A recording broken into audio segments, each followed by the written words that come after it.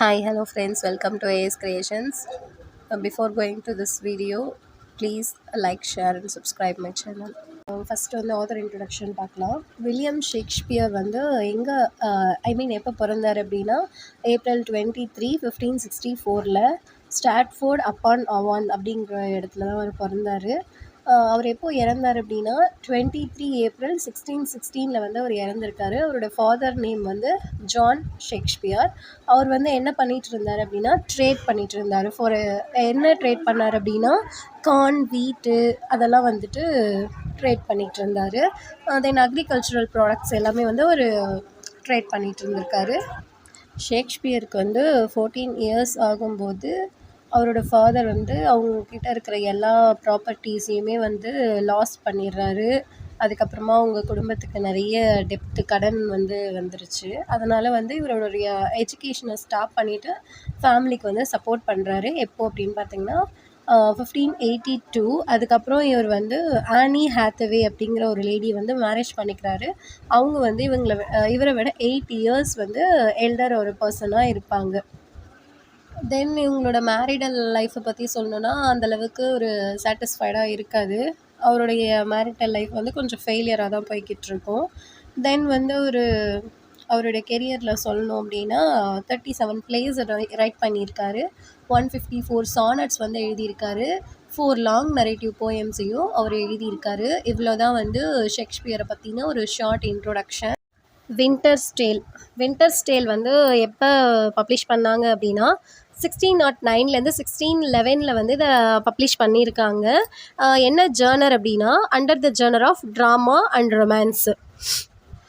இப்போ வந்து ஷேக்ஸ்பியரோட பிளேஸை பொறுத்த வரைக்கும் 2 பிளேஸ் தான் வந்து சீசனை மென்ஷன் பண்ணுற மாதிரி இருக்கும். அதில் ஒன்று பார்த்தோன்னா இந்த வின்டர்ஸ் டேல். ஓகேங்களா. நெக்ஸ்ட்டு வந்து கேரக்டர்ஸ்குள்ளே போகலாம். இந்த பிளேயில் வந்து மொத்தம் 8 மெயின் கேரக்டர்ஸ் இருக்காங்க. மற்ற கேரக்டர்ஸ் மைனர் கேரக்டர்ஸ்லாம் வந்து ப்ளேக்குள்ளே போகும்போது பார்த்துக்கலாம். First character லியாண்டஸ். அவர் தான் வந்து கிங் ஆஃப் சிசிலியா. நெக்ஸ்ட் வந்து ஹெர்மியான். அவங்க வந்து ஒய்ஃப் ஆஃப் லியாண்டஸ். அவங்க 2 பேருடைய பொண்ணு தான் பெர்டிட்டா. ஓகேங்களா. நெக்ஸ்ட்டு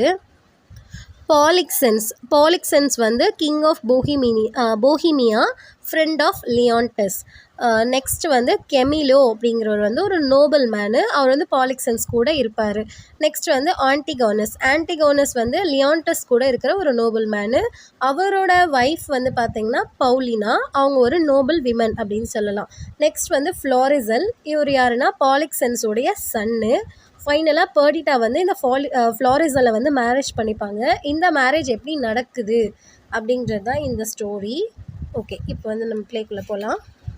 ஆக்ட் 1 வந்து எப்படி ஸ்டார்ட் ஆகுதுன்னா லியாண்டஸுடைய பேலஸில் ஸ்டார்ட் ஆகுது.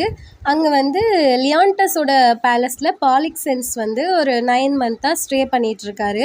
ஆனால் அவர் இப்போ வந்து அவருடைய ஒரு போஹிமியாவுக்கு வந்து கிளம்பணும் அப்படின்னு சொல்கிறாரு. ஆனால் லியாண்டஸ் வந்து அவர் எப்படியாவது ஹோல்ட் பண்ணி வைக்கணும் இன்னும் கொஞ்சம் நாளைக்கு அப்படின்னு நினைக்கிறாரு.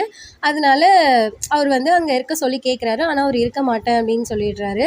ஃபைனலாக அவரோட ஒய்ஃப் வந்து சொன்னதுக்கப்புறமா சரி ஓகே நான் ஸ்டே பண்ணுறேன் அப்படின்ற மாதிரி அவர் சொல்கிறாரு. இதை கேட்ட உடனே லியாண்டஸ்க்கு வந்து ரொம்பவே ஜெலஸ் ஆகிடுது அவர் மேலே. அந்த நம்ம சொல்லி கேட்கல ஆனால் நம்ம ஒய்ஃப் சொல்லி கேட்குறாரு அப்படின்ற ஒரு ஜெலஸ் வந்து அவருக்கு வந்துருச்சு. ஸோ இவருக்கு வந்து ஒரு டவுட் வர ஆரம்பிக்குது. ஏன் இவன் வந்து நம்ம ஒய்ஃப் சொல்கிறத மட்டும் கேட்கணும் அப்படின்னு சொல்லிட்டு ஒரு மாதிரி டவுட் வர ஆரம்பிக்குது. ஸோ அதனால் இவர் என்ன பண்ணுறாரு அப்படின்னா கெமிலோவோட ஹெல்ப்பை வந்து கேட்குறாரு. கெமிலோவை கூப்பிட்டு இந்த மாதிரி பாலிக்சன்ஸ்க்கு வந்து பாய்சன் வச்சிடு அப்படின்னு சொல்லிட்டு ஆர்டர் போடுறாரு. ஆனால் கெமிலோ வந்து பாலிக்சனுக்கு ஒரு ஃப்ரெண்டு அப்படின்னு சொல்லலாம், அவரோட நோபல் மேன்னு சொல்லலாம். ஸோ அதனால் இவர் என்ன பண்ணுறாருன்னா பாலிக்சன்ஸை வந்து வார்ன் பண்ணுறாரு. இந்த மாதிரி கிங் வந்து உங்களுக்கு பாய்சன் வைக்க சொல்லிட்டாரு, நான் என்ன பண்ணட்டும் அப்படின்ற மாதிரி வார்ன் பண்ணுறாரு. இதோட ஆக்ட் 1 வந்து முடியுது. லியாண்டஸ் வந்து ஹெர்மியானையும் பாலிக்சென்ஸையும் வந்துட்டு சந்தேகப்படுறாரு. ஸோ அதனால் வந்து பாலிக்சென்ஸுக்கு பாய்சன் வைக்க சொன்னார். இந்த விஷயம் எப்படியோ தெரிஞ்ச பாலிக்சென்ஸ் வந்து அந்த ஊரை விட்டே ஓடி போயிட்டாரு. அதுக்கு இருந்தாலும் ஹெர்மியானை வந்து ப்ரிசனில் போட சொல்லி லியாண்டஸ் ஆர்டர் போட்டுடுறாரு. அவங்க வந்து ப்ரிசனுக்கு போனதுக்கப்புறமா பாலினா வந்து என்ன பண்ணுறாங்கன்னா அவங்கள பார்த்துக்கிறாங்க. பாலினா வந்து அவங்களுக்கு ஹெல்ப் பண்ணுறாங்க ஹெர்மியானுக்கு. அவங்க ப்ரிசனில் போட்ட உடனே ஹெர்மியானுக்கு வந்து பேபி பார்ன் ஆகுது, ஒரு கேர்ள் பேபி. அதை வந்துட்டு ப்ரொடெக்ட் பண்ணுறது யாருன்னா பாலினா தான். உடனே அந்த விஷயம் வந்து கிங்குக்கு தெரிய வருது, லியாண்டஸ்க்கு. அதை தெரிஞ்சுக்கிட்ட உடனே பாலினா வந்து தூக்கிட்டு போய் இந்த மாதிரி இந்த இந்த சில்ட்ரனை பார்த்தாச்சும் ஒரு மனசு மாறுவார் அப்படின்னு சொல்லிட்டு பாலினா தூக்கிட்டு போய் காட்டுறா. பட் ஆனால் அவர் அந்த குழந்தைய பார்க்கறதுக்கு கூட தயாராகவே இல்லை. பாலினா வந்துட்டு அவரை திட்டிட்டு அந்த இடத்த விட்டே வந்து லீவ் ஆகிட்டு வந்துடுறான். நெக்ஸ்ட் வந்து ஆன்டிகானஸ் வந்து பாலினாவுடைய ஹஸ்பண்ட் இல்லையா, ஸோ அதனால் ஆன்டிகானஸ் வந்து என்ன பண்ண சொல்கிறாருன்னா, நீ அந்த சைல்டை எப்படியாவது எடுத்துகிட்டு வந்துடு, அந்த சைல்டை வந்து ஏதாவது ஒரு கண்காணாத ஒரு தேசத்தில் போய் விட்டுட்டு வந்துரு ஆன்டிகானஸ் அப்படின்னு சொல்லிட்டு லியாண்டஸ் அவர்கிட்ட ஆர்டர் போடுவார். லியாண்டஸும் வந்து அதே மாதிரி அந்த பேபியை தூக்கிட்டு வந்துடுவார். இதோடு வந்து ஆக்ட் 2 முடியுது. அந்த கிங்டமில் இருக்கிற எல்லாருமே வந்து என்ன சொல்கிறாங்கன்னா, ஹெர்மியான் வந்து அப்படிப்பட்ட கேரக்டர் கிடையாது, ஸோ அதனால் வந்து நீங்கள் இந்த மாதிரி பண்ணுறது தப்பு அப்படின்ற மாதிரி எல்லாருமே சொல்லுவாங்க. அதனால் இவர் என்ன திங்க் பண்ணுவாருன்னா, ஆரிக்கல் ஆஃப் அப்பல்லோ அங்கே வந்துட்டு கேட்போம், அவங்க சொன்னாங்கன்னா உங்களுக்கு உண்மை புரியும் அப்படின்ற மாதிரி அவர் சொல்லுவார்.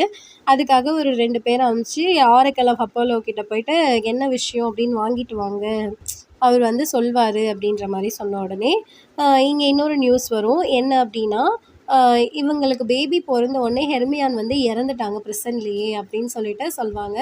இந்த நியூஸ் கேட்ட உடனே இன்னொரு நியூஸும் வரும். மேமிலஸ் வந்து இறந்து போயிட்டாரு. ஃபஸ்ட்டு எடுத்த உடனே தெரிய வர்றது என்னென்னா, மேமிலஸ் வந்து அவங்களோட மதரை பிரிஞ்சு வாழ முடியாததுனால இறந்து போயிட்டாங்க அப்படின்றது தான் ஃபஸ்ட்டு வரும். இந்த நியூஸை கேட்ட உடனே ஹெர்மியான் வந்து மயங்கி விழுந்துருவாங்க. அதுக்கப்புறம் தான் சொல்லுவாங்க ஹெர்மியான் ஆல்சோ இங்கே ப்ரெசன்ட்லேயே இறந்துட்டாங்க அப்படின்ற வந்து நியூஸ் வந்து லியாண்டஸ்க்கு போகும்.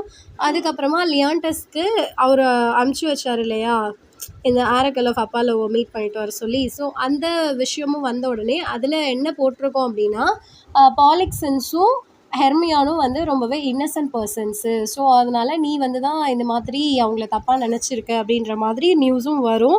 அதனால் லியாண்டஸ் வந்து என்ன பண்ணுவான்னா, அவன் ரொம்பவே ஃபீல் பண்ணிகிட்ருப்பான் உட்காந்து. இதோட வந்து ஆக்ட் 3 வந்து முடியும்.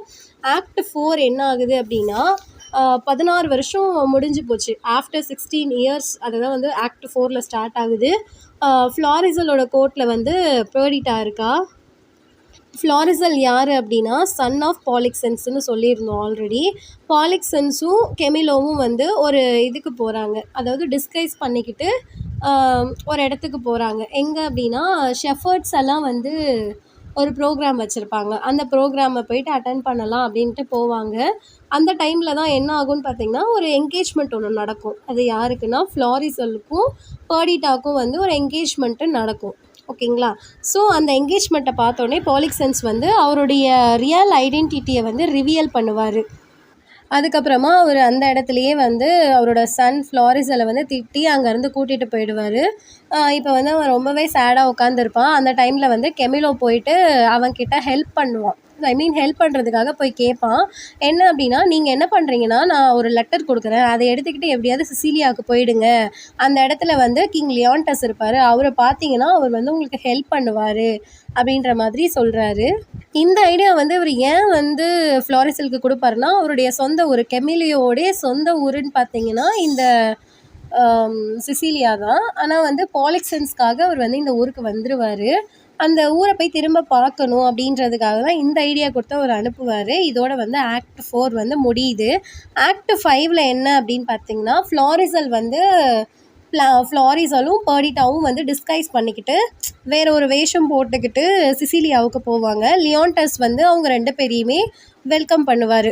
வெல்கம் பண்ணதுக்கப்புறமா தான் நீங்கள் யார் என்னன்னு கேட்டுட்ருப்பாரு. அந்த டைமில் தான் வந்து ட்ரூத் வந்து கம்ஸ் அவுட், வெளியில் வருமே, கண்டுபிடிப்பாங்க.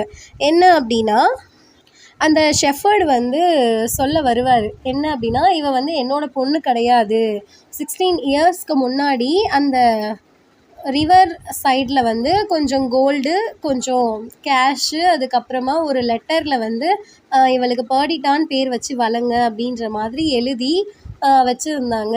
அதோடு தான் தூக்கிட்டு வந்து இவளை நாங்கள் வளர்த்தோம். ஸோ வந்து இந்த பொண்ணு வந்து உங்கள் பொண்ணு தான் அப்படின்ற மாதிரி சொல்லுவாங்க. அப்போ லியாண்டஸ்க்குமே வந்து புரிய வரும், பேர்டிட்டா தான் வந்து நம்மளோட பொண்ணு அப்படின்னு சொல்லிட்டு. நெக்ஸ்ட்டு வந்து த ஸ்டாச்சு ஆஃப் ஹெர்மியான் வந்துட்டு இறந்துட்டாங்க இல்லையா, ஸோ அதனால் பவுலினா என்ன பண்ணுவான்னா, ரொம்ப வருஷமாக ஹெர்மியானோட ஸ்டாச்சுவை வந்து கட்டிகிட்ருப்பாங்க. ஸோ வந்து இந்த விஷயம் தெரிஞ்சதுக்கப்புறமா பேர்டிட்டாவும் ஃப்ளாரிசலும் வந்திருக்காங்க. பேர்டிட்டா வந்து லியாண்டஸோட பொண்ணு அதெல்லாம் தெரிஞ்ச உடனே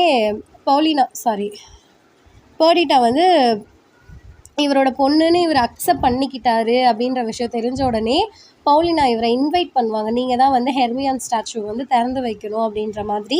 லியாண்டஸும் போயிட்டு அந்த ஸ்டாச்சுவை திறந்து வைக்கலாம் அப்படின்ட்டு போவார். அந்த இடத்துல தான் ஒரு ரியல் இன்சிடெண்ட், ஒரு ட்விஸ்டே நடக்கும். என்னென்னா அந்த ஸ்டாச்சு வந்து உயிரோடு இறங்கி நடந்து வர மாதிரி ஒரு விஷயம் நடக்கும். அதுக்கப்புறம் தான் தெரியும் ஹெர்மியான் வந்து இன்னும் சாகலை, பவுலினா தான் அந்த மாதிரி ஒரு க்ரியேட் பண்ணி வச்சுருப்பா அப்படின்ற விஷயம். நெக்ஸ்ட்டு என்ன அப்படின்னா எல்லாருமே வந்து ரீயூனைட் ஆவாங்க. லியாண்டஸும் ஹெர்மியானும் சேர்ந்துருவாங்க. ஃப்ளாரிசலுக்கும் பேர்டிட்டாக்கும் மேரேஜ் ஆகும்.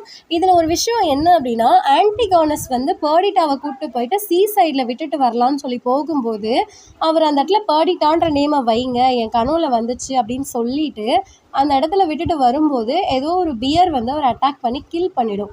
ஸோ பவுலினா வந்து அந்த ஃபீலிங்ஸில் இருப்பாங்க. ஃபைனலாக வந்து கெமிலோ தான் வந்து பவுலினாக்கும் கெமிலாக்கும் என்கேஜ்மெண்ட் வந்து நடக்கும். ஸோ எல்லாருமே வந்து ஒரு ரீயூனைட் ஆவாங்க. அதனால் வந்து இதை ஒரு ஹாப்பி எண்டிங் அப்படின்னு சொல்லி ப்ளே ஆஃப் காமெடியில் வந்து இதை ஆட் பண்ணியிருக்கேன். தேங்க்ஸ் ஃபார் வாட்சிங்.